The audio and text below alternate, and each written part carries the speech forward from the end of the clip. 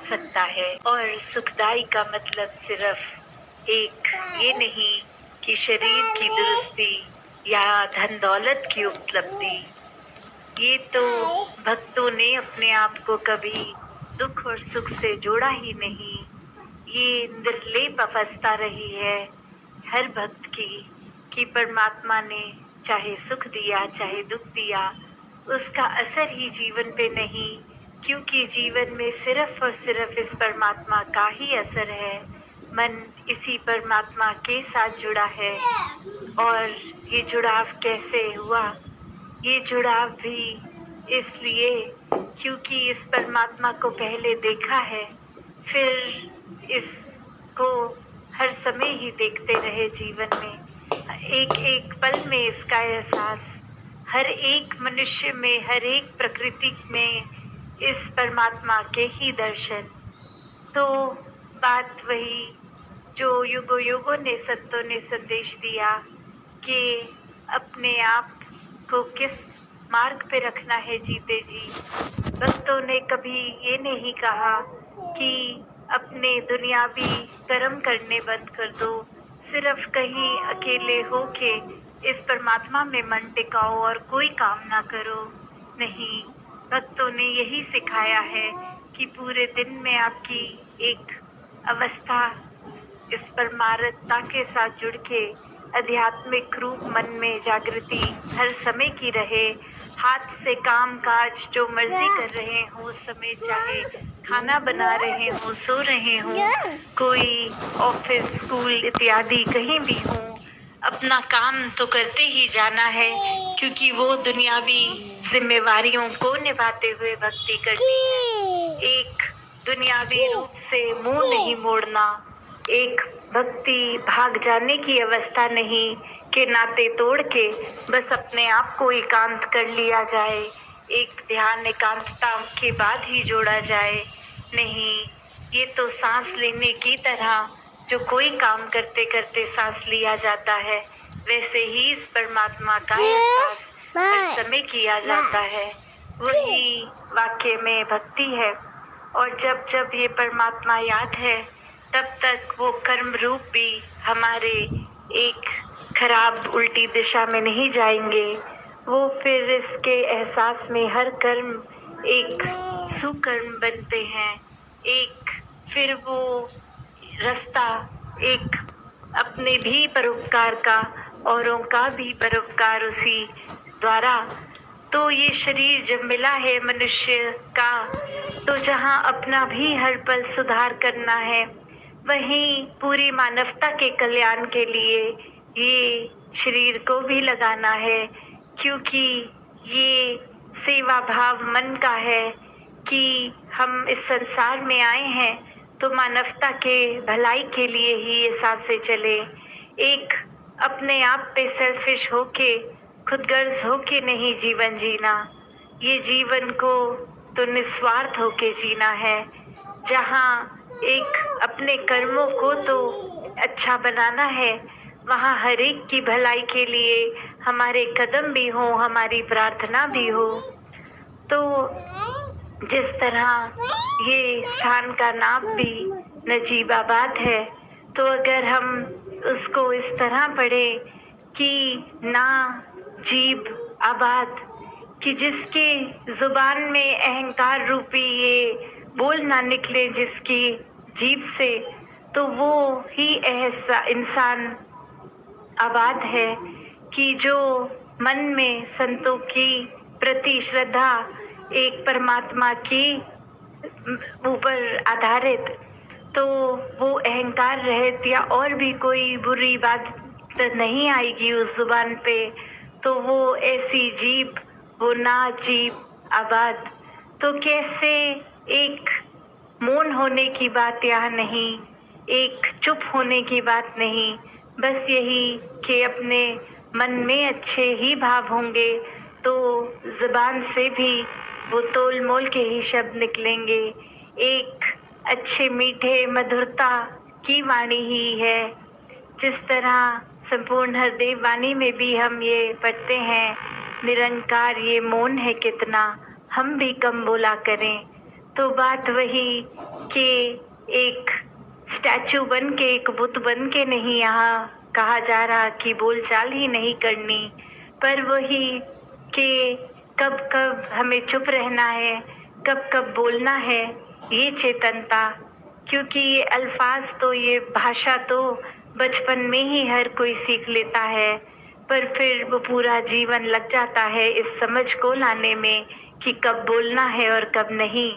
क्योंकि अक्सर अनेकों बार अगर हम ऐसी परिस्थितियों में होते हैं कि कोई कुछ बुरा बोल गया, तो उसी समय एक कठोर वचन हम उसको पलट के ना बोलें, वो समझ कि इस समय वो शांत रहना, ये मौन रहना, वो ही ज़्यादा उपलब्धि का कारण होगा। उसी से एक मन के भाव हमारे भी शुद्ध रहेंगे, दूसरे के प्रति भी नफरत नहीं आएगी, और सिर्फ वो कोई मजबूरी की तरह उस समय चुप नहीं रहना, दूसरे की अवस्था समझते हुए कि इस इंसान ने अगर कुछ गलत बोल दिया तो वो परमात्मा उस समय उसको तो भूल गया, हम ना भूलें। ये परमात्मा जिसके मन में होता है वो तो दुरुपयोग शब्दों का करता ही नहीं, वो इंसान तो फिर हमेशा एक सुख चैन अमन प्यार ही बांटता है, चाहे कर्मों द्वारा चाहे शब्दों द्वारा। तो वो शब्दों को संभाल कर बात करनी कि ये परमात्मा ने फिर किस तरह वो सोझी बख्शी कि उस इंसान के लिए भी यही अरदास कि ये इंसान भी आगे से मन में इतनी शीतलता रखे, इस परमात्मा को रखे, ताकि ये बोली भाषा में भी मधुरता मिठास ही छलके, और हम भी ये बात समझे कि दूसरे ने अगर कह दिया तो वो पता नहीं किस पीड़ा में होगा खुद, कितना मन में उसके ये बात चल रही, कितना बेचैन होगा कि एक शीतलता, एक ठंडक को महसूस नहीं कर रहा, मन में एक ऐसे भाव जो चुभन उसको दे रहे हैं, इसलिए उसके मन ने उसके अल्फाजों को, उसके बोलों को इतने कड़वे बना दिया कि हमें उस इंसान ने ऐसा बोल दिया।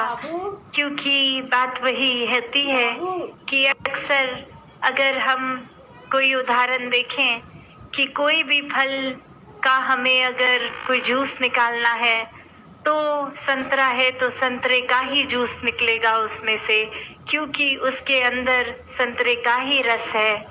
तो बात वही, अगर हमारे अंदर ही एक बहुत ही कठोरता है, एक चुभन वाली अवस्था, एक बिल्कुल भी अशांत मन है, तो फिर ये स्थिरता, ये मन में ठंडक तो हम नहीं महसूस कर पाएंगे, और फिर जो अंदर ही नहीं है वो बाहर किसी और को कैसे दे पाएंगे। जो हमारे अंदर है हम सामने वाले को भी वही देंगे। तो उसी समय अगर मन में हमारे द्वेष है, नफरत है, कड़वाहट है, तो वही कर्मों में भी, वही बोलों में भी हम सामने वाले व्यक्ति को भी बोल देंगे। तो यहाँ एक चुनाव हर एक का, हर समय का है कि हमें किस तरह का जीवन जीना है। जो संतों ने सिखलाई दी कि एक सहनशीलता, विशालता, करुणा, दया, नम्रता, प्यार, एक ऐसे गुणों को अपनाना है, या फिर एक दुनिया के रंग में रंग के, परिस्थिति के अनुसार कोई अच्छा है तो मतलबी बन के उसके साथ अच्छा होना है, या फिर एक हर समय ही हमारे अंदर वो प्यार, वो अच्छाई हो कि दूसरे का व्यवहार कैसा भी हो, हमने अपने चरित्र से, कैरेक्टरिस्टिक से नहीं हटना। हमारे अंदर ये परमात्मा है, प्यार है, तो प्यार बन के ही रहना है, प्यार ही बांटना है। जैसे एक कहानी भी दासी अक्सर साझा करती है कि एक इंसान कश्ती में एक बहुत ही सुंदर प्राकृतिक वातावरण में बोटिंग करते हुए मन में ये सोच रहा है कि कैसे यहाँ कितना आनंदमय वातावरण है, क्यों ना मैं अपनी आंखें बंद कर लूँ और ये इतनी अच्छाई को महसूस करूँ। और वैसे उस इंसान का जो स्वभाव था, बहुत ही गुस्से वाला इंसान वो, और अब वो कुछ पल आनंद के एहसास करने के लिए आंखें बंद करके अपनी किश्ती में वहीं बैठे बैठे आगे चल रहा, और आंख बंद में ही उसकी कश्ती का एक टक्कर होना, उसका उसी समय वो चैन, वो आनंद सब नष्ट, और दिमाग में यही बात कि ये कौन है सामने में कश्ती में, जिसको नजर नहीं आया कि मेरी कश्ती है और ये टक्कर मार दी, एक मेरा चैन भंग कर दिया। और जैसे ही आंख खोलता है उस व्यक्ति पे क्रोध जाहिर करने के लिए, तो देखता है कि वो तो एक पत्थर से कश्ती टकराई थी। वो कसूर तो उसका खुद का था कि एक चेतन अवस्था में, जागरूक अवस्था में नहीं, आंख बंद करके, तो वो बात वही कि खुद से ही पहले अज्यूम कर लिया कि सामने वाले व्यक्ति कोई है जिसकी गलती है, जो देख नहीं रहा, जो जानबूझ के टकरा रहा है, जो चैन खो रहा है हमारा। तो बात वही कि हम अपनी अवस्था के खुद ही जिम्मेवार होते हैं। मन में जो कुछ है इस परमात्मा के जुड़ाव के साथ अगर है, तो फिर वो सोझी भी आती है कि जहाँ हमने भी अगर कश्ती में सवार होना है, तो मन रूप की ये जिज्ञासु अवस्था, ये जागरूकता, एक ये जागते हुए अपने रास्ते को तय करना है। और फिर वो कसूर अक्सर हमारा खुद का होता है, जिसको हम किसी और पे थोपते हैं कि आपकी ही गलती है, हमारी नहीं है। और वो क्रोध मन में पहले से ही तय किया होता है कि उस इंसान को बुरा भला कहना है। तो जहाँ हर एक का अपने सुधार का, हर समय में वो बदलाव का पोटेंशियल हर एक में है, बात वही कि ये चेतनता की अवस्था, ये संतों ने तो हर समय जागरूक किया, ये नींद से जगाने वाली बात हर समय करी, पर अब हमें ही कितना समझ में आना है, हमने कितना समझने की कोशिश करनी है, वो तो हमारे अंदर है, हमारी ही अपनी स्थिति है। तो संतों के अनुसार जीवन जिए, और वो जीना सिर्फ ऊपरी अच्छाइयों को अपनाना नहीं, अंदर से अच्छाइयों को बनना। और अच्छाइयाँ हर समय कैसे मन में कायम होंगी, वो सिर्फ और सिर्फ एक सल्यूशन, एक ही समाधान कि हर समय की अच्छाई को अपनाना है। तो ये अच्छाइयों के स्रोत, इस परमपिता परमात्मा, इस निराकार के साथ जुड़ जाओ।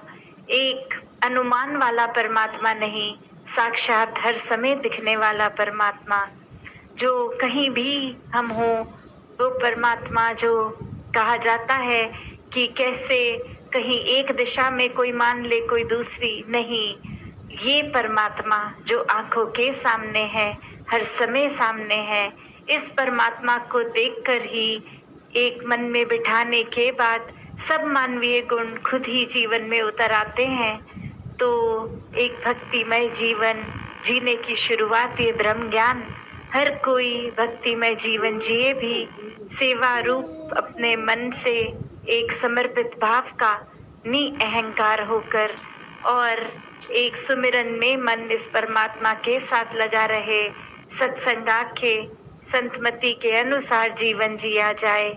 हर कोई एक ऐसे ही भक्तिमय जीवन को जी सके। सात संगत जी, धन निरंकार जी।